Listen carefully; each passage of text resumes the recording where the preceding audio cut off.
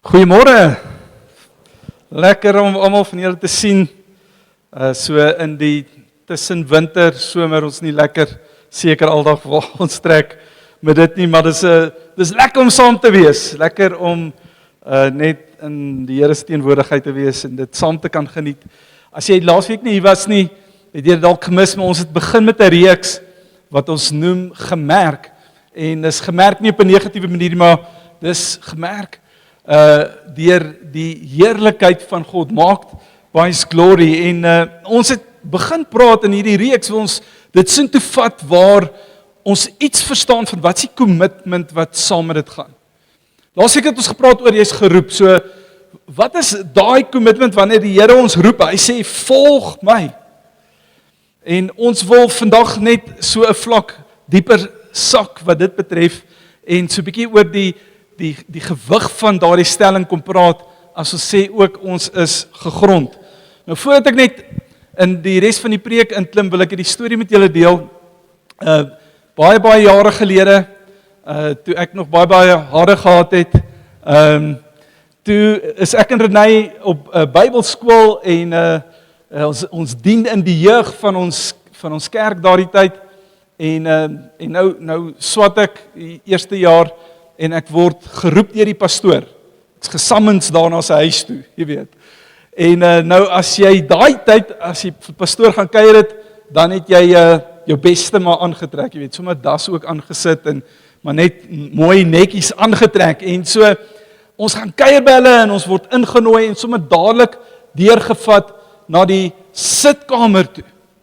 Nou party van julle sal nog daai sitkamer onthou, dit was die mooiste banke. Ons kon nie mooi genoeg banke kry vir die oefening nie, maar was daai banke met die bal en klou, nee, dis daai die pragtige, of dit was hier die leer, baie duur leer banke gewees. En as hulle jou ingenooi het en jy het gaan sit, dan sit jy ook sommer so half regop, jy weet nie lekker is hoe sit 'n mens en hoe's weet waar sit jou hande nie, en dan vra die tannie vir jou, wil jy 'n bietjie tee of koffie hê? Nou ek's 'n koffiemens, okay? So nou sê die tannie, okay, sy gaan vir my koffie bring en dan bring hulle vir jou koffie in so 'n teekoppie. Nee, hierdie is Noritaki. By die huis het ons Pick n Pay se kan nie kraak nie. Okay. Dis waarna ek gewoond is. So nou sit jy daar en jy's onseker. Is dit nou etiket om lig jy jou pinkie as jy koffie drink of nie? Jy's nou half onseker en jy wil die goeders reg doen en jy's op jou beste gedrag, nee, jy's mooi aangetrek en jy praat ook sommer mooi en alles, die sitkamer is mooi, alles moet net mooi wees. As jy so in die sitkamer instap, dan voel jy hierdie spesiale plek, hierdie is net gereserveer vir sekere spesiale gaste en die kerkraad, jy weet so. En ons het ook agtergekom dat die pastoor het ook 'n TV-kamer. So ons geweet dit is, ons was vriende gewees, ek en Renée met sy dogter, sy was saam met ons in die jeug, en so nou en dan het ons by hulle gaan kuier, en as jy in die TV-kamer kom, was dit 'n ander storie, so daar gaan kuier, het sommer jou gewone kortbroek en plakkies aangehaat, en as jy inkom dan, jy weet, val jy sommer so skoene op die bank, en dan chat jy so 'n bietjie, en dan nou kom jy agter, jy's honger, en dan begin jy so te grawe, en dan, o ja, hier's laasweek se chips nog, jy weet, so, en dan kyk jy dalk vir 'n stukkie geldjie, of ietsie wat nog hier binne kan wees, en jy, hierdie is die plek gewees waar jy net kon wees, dit was die plek gewees waar jy kon lag, en as dit nodig was, miskien dalk 'n bietjie huil ook, maar dit was die plek waar lewe gebeur het, dis waar ons lewe gedoen het, en hier's die spanning wat dit kom by ons geloof is dat ons partymal die prentjie het dat God vir ons hier kom kuier. En dat God ons wil sien op ons best behavior. En dalk is dit ons wat vir die Here daar kom kuier, en ons prentjie van daai is kerk, is wanneer ons in die kerk kom sit en ons het ons moois aan en ons praat mooi en ons is mooi met mekaar, jy weet, en ons sing mooi en alles is perfek. Want ons dink die Here sê, jy weet, gaan stort eers, kam jou hare, trek mooi aan, ruk jou lewe reg, sort jou issues uit, jy weet, hanteer al jou sondes, en as jy perfek is, dan kan jy na my toe kom, en in my teenwoordigheid wees. En so, laasweek het ek neerkom sit, en dis wat ons gaan doen in hierdie reeks, is daar's 'n stuk commitment. Wanneer ons 'n disipel van die Here is, hierdie hele reeks gaan oor disipelskap, daar's 'n commitment wat dit vra. Maar vandag wil ons hom net uit die regte plek uitkom haal en sê, wat is daardie commitment? Dis 'n ywer en dis 'n hartsding, maar wat dit nie is nie, dit is nie performance nie. Dis nie vanuit 'n plek waar ek my beste doen en dan val ek daaraan en dan is ek 'n mislukking nie. Wat ons sê is dit is 'n lewe wat kom uit die oorvloed van die Here se teenwoordigheid. En Paulus help ons 'n bietjie met hierdie gedagte in Efesiërs 3 vers 16 en jy kan in jou Bybel lees of op die skerm volg, maar hy doen 'n gebed vir ons, vir die kerk. Hy sê, ek bid dat hy vir julle na die rykdom van sy heerlikheid dit sal skenk, om deur sy gees met krag na die innerlike mens versterk te word, sodat Christus deur die geloof in julle harte mag woon. En terwyl julle in die liefde gewortel en gegrond is, sodat julle volledig in staat mag wees om saam met al die heiliges tot die besef te kom van die breedte en die lengte en die hoogte en die diepte, ja, om die liefde van Christus te leer ken wat alle begrip te bowe gaan, sodat julle gevul mag word met al die volheid van God. Hier is so een of twee sleutelgoedjies wat ek vir jou wil uitlig in dit wat Paulus skryf. Hy skryf oor Christus woon in ons harte. Christus woon in ons harte. Nou as ons vandag hart dink of wat ons assosieer met die hart, dan is dit die emosies, nee, die gevoelens, die miskien romanse, om romanties te wees. Jy weet, op skool, wanneer daar tienerliefde is, en die een maak uit met die ander een, dan teken hulle so 'n hartjie wat so gebreek is, en sal ek sê, ag papa, hy het my hart gebreek, jy weet. Want dis 'n emosionele belewenis, of ons gevoel het, spesiale gevoel, dalk 'n hoendersvlei, dan voel my hart so warm, nee, dis so 'n gevoel in my binneste, maar in Paulus se tyd was dit baie meer as dit gewees. In Paulus se tyd is die verwysing van die hart, was die beheer sentrum van die mens se lewe. Hulle het nog nie wetenskap meer so lekker 100% verstaan nie, geweet, jy dink iewers hierbo, maar hulle het nie grysstof so mooi verstaan nie, en hulle het geweet, hier kom ook iets hier van jou diepste binneste, wat 'n groot invloed het, en eintlik is dit, jy kan jou hart voel, klop as jy hom hierso sit, en eintlik is dit jou hart, wat jou beheer sentrum is. En so as Paulus sê, die Here kom woon in jou hart, dan sê hy nie, dat die Here, dat ons hom net beleef in ons gevoelens nie. Nee, hy sê die Here wil kom, die beheersentrum van jou lewe, wat hy, as ons dit toelaat, en die Here woon hier binne in ons harte, dan beïnvloed hy ons besluitneming. Nee, hy beïnvloed ons dink oor ons werk, hoe ons dink oor ons finansies, hoe ons dink oor die verhoudings in ons lewens, hoe ons dink, hoe jy dink oor jou huwelik, hoe jy dink oor die mense wat jou bure wat langs aan jou bly, alles word arresteer deur Jesus. En so in Efesiërs 3:17 gebruik Paulus 'n spesifieke woord vir woon, dis die Griekse woord katoikeo. Maar daar is eintlik twee Griekse woorde vir woon. Die ander ene is paroikeo. En die gedagte hier is eintlik maar net as 'n vreemdeling of 'n gas kom inwoon. Hulle gebruik dit in die Septuaginta, dis die Griekse weergawe van die Ou Testament. Wanneer Abraham sy huis verlaat en hy gaan in wat die beloofde land sou word, op die oomblik bly daar net die heidene bly daarso. En dit sê Abraham was 'n bywoner, sê die ou Afrikaans vertaling. Hy was 'n gas, die mense het hom ook gesien en hanteer soos 'n gas wat net kom kuier eintlik daar. Maar die gedagte van katoikeo is 'n permanente vestiging. Dis om permanent in te kom en deel te wees en eienaarskap te vat. Dis die gedagte wat Paulus oorskryf, wat hy sê is Jesus, hy wil nie 'n gas in jou sitkamer kom wees en jy moet jou norretakies uithaal en met jou beste net die heeltyd daar sit en jy kan nie waag om net jouself te wees. Hy wil nie vir jou net in die sitkamer kom kuier nie, hy wil 'n permanente eienaar van jou hele lewe word. En dan gebruik hy 2 beelde om iets verder daaroor te sê, en dis eintlik 2 beelde wat dieselfde waarheid kommunikeer. Hy sê, ons is gewortel en ons is gegrond in sy liefde. Hy gebruik daai 2 woorde, gewortel verwys na 'n boom, nê.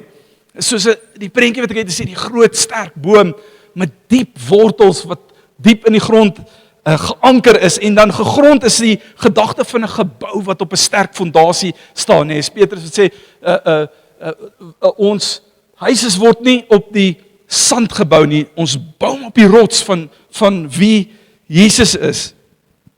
En hy praat met ander woorde oor 'n lewe wat stabiel is, 'n lewe wat diepte het. As ek dink aan gewortel, dan is dit die waarheid van my bron is onder die grond, my bron kom van binne af. Dis nie die boom wat daar staan en as 'n voeltjie verby vlieg, dan gryp hy hom en eet hom nie, nê, of gaan steel 'n vrug van 'n ander boom af, hy word gevoed van diep binne-in, en ons is gewortel in sy liefde. Gegrond sê, my fondasie is stabiel. So wanneer daai storms kom, nê, wanneer goed nie uitwerk in jou lewe nie, wanneer goed skeef loop en dit voel vir jou of alles rondom jou besig is om plat te val, is daar iets in die verstaan van ek is gegrond. Hier's 'n stabiliteit hier binne in my, en dan kom hy en hy sê ons is gegrond nie in die prestasie nie. En weer ek sê ons wil juis hierdie reeks vat na 'n plek van commitment vir disippelskap en dat daar vrug in ons lewe sal wees. Maar wat Paulus vir ons hiermee help is die gegrond wees. Is nie in ons sukses van sekere goeders wat ons doen nie. Hoe baie ek het reg kry om te bid, en bid is so belangrik, is so krities, dit vestig so my intimiteit met die Here. Gegrond is nie gebaseer op my woordkennis en hoe goed ek die Bybel ken, hoeveel ure ek uitgesit het en suksesvol was om daarby uit te kom, om in die Bybel te wees. En tog, die Bybel is daai een ding wat vir ons kom leer, wie ons is in hom, en wat ons kom leer, wat sy hart is vir ons, en dis vir ons ontdek, dis die woord, dis wie is sy hart, en tog so, dit is belangrik wat ons daar doen, en gegrond is, ons sê vir julle, we are marked by his glory, but we are known by his love. Ons wil hê dat daar iets is van die liefde van die Here wat uit jou uitborrel, wat mense rondom jou aangryp, dat mense na jou kyk en sê, waaraan ken ek jou? Nee, daai ou by die werk, waaraan ken ek jou? Sê, ek ken hom aan die liefde. Daai ou is lief vir Jesus. Daai girl is lief vir Jesus. Ek beleef daai liefde. Maar as kere waar ons opdag, en dan sukkel ons met dit, nê. Daar's kere waar ons met mense te doen kry en dan is dit moeilik. As ons nou Sondag gepreek oor liefde en die waarde daarvan, dat ons uit dit uitfunksioneer en omdat die Here my eerste lief gehad het, daarom kan ek ook. Soos wat hy ander lief het, soos wat ek julle lief het, roep hy ons, kom, wees lief vir die mense om jou. En dan ernstig, Here, daar het ek nou totaal gefaal in daardie spasie. Maar Paulus sê, jou gegrond wees is nie gebaseer op jou prestasie nie. Dis gefokus en geplant gegrond in sy liefde. En dan sê hy iets radikaal. Hy sê, die liefde van Christus te leer ken, wat alle begrip te bowe gaan. Hier's wat hy sê, dit is nie net kennis nie. Ek kan weet oor die liefde, nee, ek kan 1 Korintiërs 13 so goed verstaan, elke Griekse woord vir jou uitlê en weet, daar's 9 goeters wat hy van praat in die liefde, en ek ken die 3 verskillende kategorieë rondom daai, en die vrug van die Gees, wat die liefde is ook 9, en ook wat in 3 groeperinge, en ek kan vir jou dit teoreties goed beskryf, maar Paulus skryf hier oor 'n ervaringskennis. Hy praat oor ietsie wat ek beleef. Die liefde wat die verstand te bowe gaan. Paulus skryf ook op 'n ander plek oor die vrede wat die verstand te bowe gaan. Dit het ek al persoonlik soveel keer beleef. Uit die aard van wat ons doen ons begrafnisse van tyd tot tyd. En dan wanneer die mense so by mekaar is, en nou moet jy weet, hier het 'n storm hulle getref. Nee, die mense is stikkend in daardie oomblik. As jy wil weet van 'n storm, dis 'n redelike ernstige storm. Nou hy sit daar met daai stikkend en daai seer, en as jy so oor die gehoor kyk, en van daai mense ken jy nie, maar hulle is naby familie. Miskien het jy dalk net met een van hulle kans gekry om te kuier voor daai begrafnis, en dit is dalk nie in die gemeente nie, maar en jy kon daar 'n bietjie gesprekke hê, maar die ander was dalk nie teenwoordig nie, en dis die eerste keer wat jy hulle hier ontmoet, en dis dalk 'n broer, of 'n suster, of 'n kind, of 'n ouer. En ek kan dadelik sien, wanneer daar 'n intieme vrou, wanneer hulle leef vanuit 'n gegrond wees, in die liefde van die Here. En hoe ek dit sien, is daar's 'n vrede wat die verstand te bowe gaan. Van julle wat hier sit, is deur dit, het dit al beleef. Waar jou kop vir jou sê, ek moet van my kop afgaan. Ek moet dit verloor, ek moet eintlik 'n senuwee wrak wees, maar alhoewel ek seer en stikkend en hartseer is hier 'n vrede hier binne in my. En jy sien daai vrede, jy sien dit in die mense se gesigte, jy sien die Here oor hulle. En dan sien jy ander ouens wat sit in angs en in vrees, en in totale gebrokenheid sonder hoop. Dis wat Paulus skryf, hy sê ons treur nie soos hulle wat nie hoop het nie, ons hoop is in Christus. En dis wat hy skryf, as hy skryf oor die vrede wat die verstand te bowe gaan, en nou vat hy het verder en hy sê, daar's 'n liefde wat die verstand te bowe gaan, daai vrede kom uit daai belewenis, en die wete van ek's geanker, gegrond in die Here se liefde. En so wanneer ons praat oor disippelskap en leef uit 'n plek van liefde uit, dan is dit meer as 'n kursus, nê. En kursus is great, ons doen 'n kursus, 'n disippelskap proses eerder hier by ons CCEP, City Changers Equipping Program, en is fantasties, ons sien daai ouens inkom, ons sien hoe hulle stoei deur die teologiese goeters en werk deur hierdie goeters, maar ernstig sien ons dat dit die goed wat ons oor dink en oor praat hier in die hart kom leef. En so kursus kan 'n great tool wees, maar dis iets wat ek ervaar en iets wat ek beleef, waar ek gegrond is in sy teenwoordigheid, in sy liefde, sê Paulus, sodat jy gevul kan word met al die volheid van God. Marked by His glory. Psalm 1 kom en beskryf ons so mooi die resultaat van so 'n lewe wat gegrond is in die Here se liefde. Hy sê, en hy sal wees soos 'n boom wat geplant is by waterstrome, wat sy vrug gee op die regte tyd, en waarvan die blare nie verwelk nie, en alles wat hy doen, voer hy voorspoedig uit. Hy is soos 'n boom geplant by waterstrome wat sy vrug gee op die regte tyd. Nie onmiddellik nie geforseerd nie, partymal is ons in die spasie, ons hoor hierdie goeters en ons beleef dit, en ek sê, Here, ek sit my in die liefde, en ek beleef U liefde in die aanvaarding op my lewe, en ek leef vanuit daai plek uit. En dan tref ons die pad al, en dan loop dinge verkeerd, en dalk is daar een spesifieke area, of een spesifieke ding wat jy sukkel op, en jy kry dit eenvoudig net nie reg nie, en dan begin jy twyfel, en jy wonder maar, okay, nou, as daar vrug moet wees, hoekom sien ek dit nie? Hoekom beleef ek dit nie? Want Psalm 1 help ons mooi hiermee, op sy regte tyd kom die Here en hy bewerkstellig daardie vrug. Op sy regte tyd waarvan die blare nie verwelk nie. Dis so mooi geskryf. Nee, waarvan die blare nie verwelk nie, sê dat daar's lewe selfs in die droë seisoene. Nou sien jy prentjies, 'n immergroen boom. Hy het altyd hierdie groen blare op, en 'n groen blaar sê altyd iets van lewe. Daar by die huis spring ek so 'n bietjie in die tuin in, en so 'n bietjie 'n liefde vir dit ontwikkel, maar ek's 'n ongeduldige persoon. So as die boom nou te veel water gekry het, of te min water, of kom ons sê maar die plantjie, en hy begin so te vrek, en dan sal daar so een klein groen blaartjie daar in die hoek, dan wil ek die plant uithaal, en ons het die pot nodig vir, kom ons gekoop aan een by Boulders.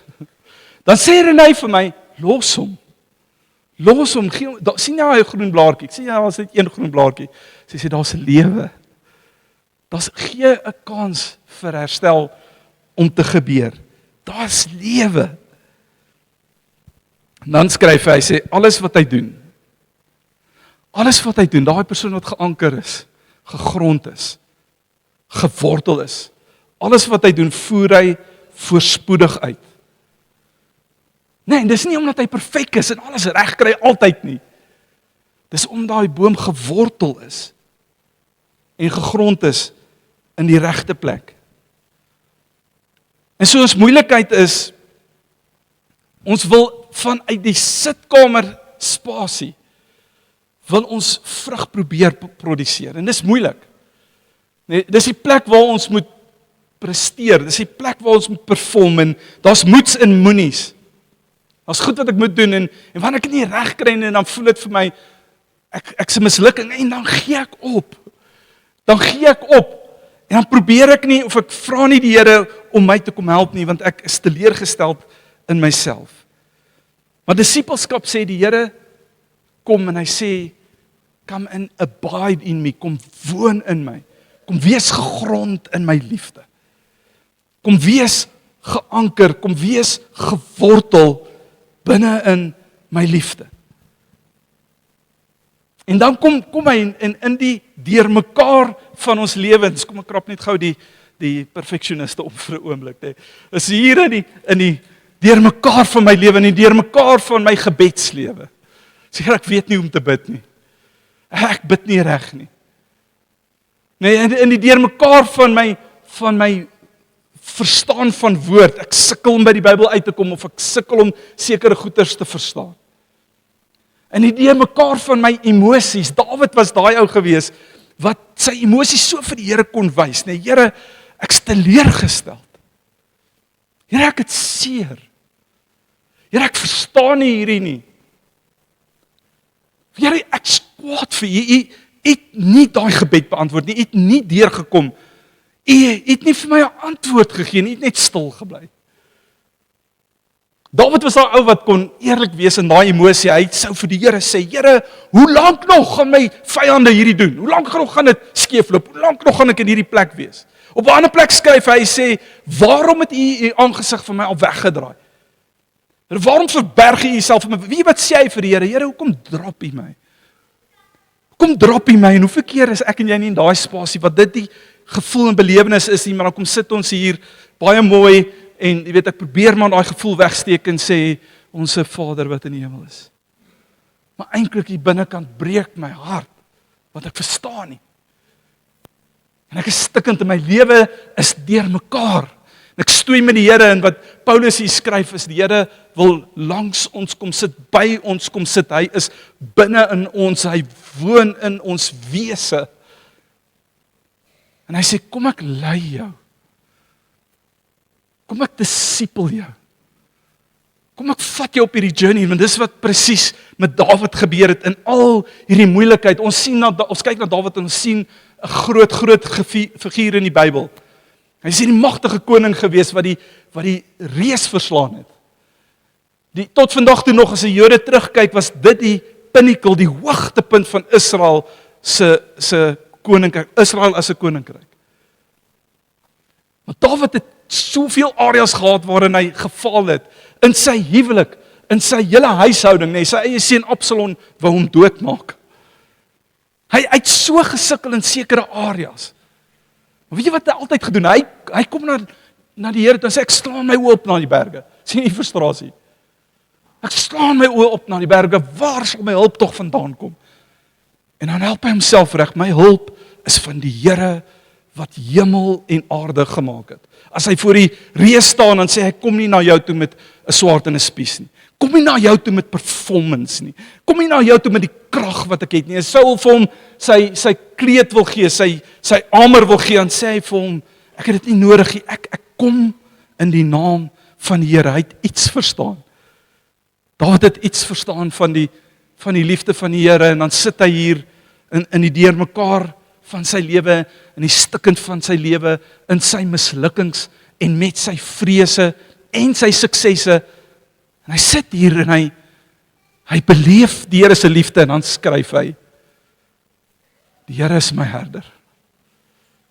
Ek het verstaan van iets wie hy is, die Here is my herder. Ek sal niks ontbreek nie. Hoor hy standvastigheid, ek sal niks ontbreek nie. Hy lei my na waters waar rus is. Dawid se lewe was deurmekaar, hy moes weghardloop vir Saul. Hy moes weghardloop vir sy eie seun. Daar was soveel konflik en spanning gewees. Die koninkryk was verdeeld in daardie tyd gewees. Ek sal niks ontbreek nie. Hy lei my na waters waar rus is. Al gaan ek deur die dal van doodskade weer en al hierdie moeilikheid kom, ek sal nie vrees nie. Wanneer die vyand teen my is, die Here dek vir my 'n tafel in die aangesig van my vyand. En dan skryf hy net goedheid en guns. Sal my volg al die dae, nee, hulle voer alles wat hulle doen, voorspoedigheid. Dawid verstaan dit, net goedheid en guns. Ek sal die Here beleef, in my stikkend, in my seer, in my sukses, en my mislukkings. Hy kom ontmoet my hier. Hy kom kry my op hierdie plek. En die vraag wat ek en jy stoei mee vandag, Lisa Marielle kan vir my vorentoe kom. Waarin is ons gegrond? Waarin is gegrond? Waarin vind ek my hoop? Come on. As jy vir 'n oomblik daaraan dink, is dit jou werk wat jy doen? As hulle dit wegvat, val jou lewe uitmekaar uit. Is dit jou huwelik? Vir party is dit hulle kinders. As die kinders groot en uit die huis uit is, dan val hulle lewe uitmekaar uit, want dit was die hele doel van my lewe gewees, nou is hulle nie meer daar nie. Waarin vind jy jouself wat jy gegrond is? Miskien is dit die opinies van ander mense. En wanneer ander mense kyk en sekere goeders oor jou sê, dan ruk dit die mat onder jou uit. En dis wat jou lewe is om opinies oor te wen. Paulus wil ons kom help en sê, die waarheid is, ons is gemerk deur die heerlikheid van God. En ons is gegrond in dit, ons is gegrond in sy liefde, en daarom spoel dit uit, soos 'n boom wat vrug gee op die regte tyd, en daarom is ek dan ook geken deur sy liefde werk in my, en sy liefde werk dan deur my, en dit lei na 'n plek van 'n disippelskap, waaroor ek ernstig raak, waaroor ek 'n passie het, waaroor ek ywerig is en my lewe voor wil gee, waar ek my kruis wil opneem en hom wil volg, waar ek my lewe wil neerlê, al kos dit 'n prys. En al gaan dit moeilik. En ek doen dit nie om te verdien nie, maar ek doen dit omdat ek aanvaar is. En omdat die krag van die Here my dra in daardie oomblikke. Wanneer ek wil swak wees en wanneer ek wil opgee, kom God en hy sê nee, is my krag binne in jou. En dan staan ek maar weer op. En ek voel dit. Ek voel hoe vrees verdwyn, ek voel hoe die vrede wat die verstand te bowe gaan my beet kry, en ek voel hoe dat die liefde wat die verstand te bowe gaan my binneste beet het. En dan leef ek uit genade uit. En die Here kom doen wonderwerke ver bo wat ek kan bid of dink. Deur my lewe. Deur my lewe. Ek gaan jou vra, want ons gaan 'n oomblik hê waar ons gaan reageer net op Heilige Gees wat dit wil vasmaak in jou hart. Waar ons reageer deur 'n statement te maak, 'n verklaring te kom maak vandag dat Jesus is my vaste fondasie. En Here, wanneer ek nie kan nie, wanneer ek nie die vermoë mee het nie, wanneer ek misluk, weet ek, U doen nie. Hy misluk nie. En hy maak nie 'n fout nie. En hy los ons nie. Sy liefde is genoeg om ons vas te gryp en ons op te tel en vrug na vore te bring, soos wat ons net in getrouheid saam met hom stap. En volgende wil die Here jou in daai spasie intrek en sê, kom gee oor, kom surrender tot die waarheid, dat jy gemerk is, dat jy syne is, dat jy aan hom behoort, en dat sy liefde oneindig is, genoeg is, meer as genoeg.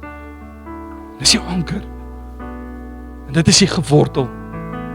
En niks in hierdie lewe, of die een daarna, nie hoogte of diepte, geen siekte, geen dood, geen aanslag op jou, geen opinie van enige mens oor jou, kan jou skei van daai liefde nie. Hy is gewortel en hy is gegrond in daardie liefde.